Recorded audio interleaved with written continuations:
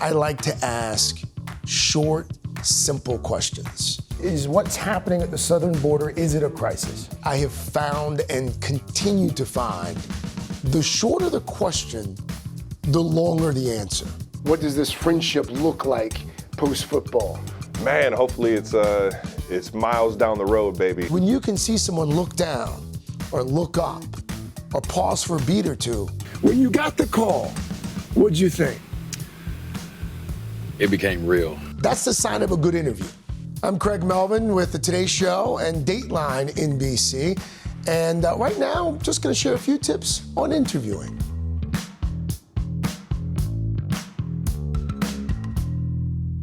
How do you get more people of color into ownership positions? What kind of grandmother is Amy Grant? I don't know if people knew you were going to go 4 and 5. How did it feel last night to hear those names called? So the purpose of the interview should be to elicit new information about a subject, about an event, about an idea, a person, a place. I think really good interviews do a couple different things.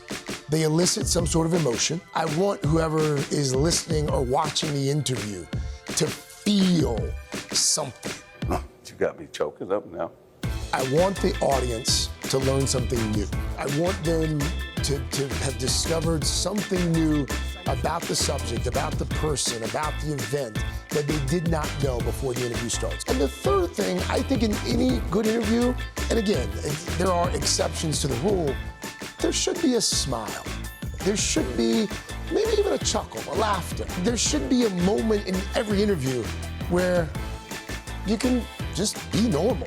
So preparing for interviews it's tricky because it depends on the kind of interview. You know, if you're going to get 20 or 30 minutes, you can go pretty wide. You can cover a lot.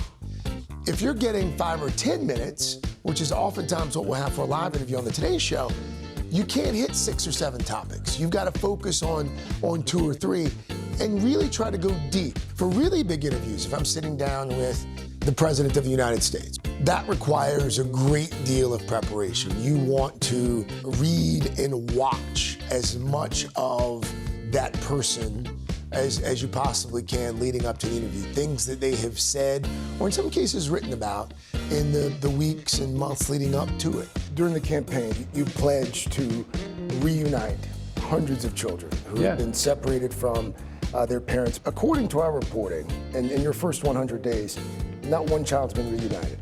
I don't think that. How is that? I don't think that's true, but that could be. What we have done. Good interviewers are smart enough to know what they don't know. And if I'm sitting down and I'm talking to someone who is a legitimate subject matter expert, then I have to read in thoroughly, and sometimes pretty quickly, to get up to speed on things. Sometimes I write questions down, sometimes I write themes down. It depends on the person that I'm interviewing. Like if I'm interviewing someone who is interviewed a lot, then I'll sometimes write down themes. I'll keep the questions here. I've also found, especially in the wake of disaster, I have found that it can be off-putting to a lot of folks if you're talking to them like this, but you're looking down to ask your questions and you're looking back up. You're like a robot reporter. It's difficult to establish a connection when you're not making eye contact, when you're not reading facial cues. If I'm interviewing someone who is not used to being interviewed on a regular basis, I spend a fair amount of time before I even start asking questions on the record, just shooting the breeze. You help them take their guard down, not because you want to get them, but because you want them to feel comfortable. When people feel comfortable talking to you, it comes across on camera. Sometimes people will ask, do you have any techniques or tactics or tricks that you use in interviewing? I have found that when I'm interviewing someone and you ask a question, especially if it's a pointed question, and they sit there for a second or two and they start to answer. You came back to Atoka after your mom died. Why? It's home. Lots of great memories. And deliberately wait a beat or two. Like in my mind, we're talking 2 or 3 seconds. And you'll find that people like to explain the answer that they just gave you. And then if you sort of look at them and you're like you don't really understand what they're saying, they try to explain it even more. And that's when you get the good stuff. The interview It's not about you. It's not about the person asking the question. Make the interview about the subject. Make it about the person sitting across from you. They'll appreciate it.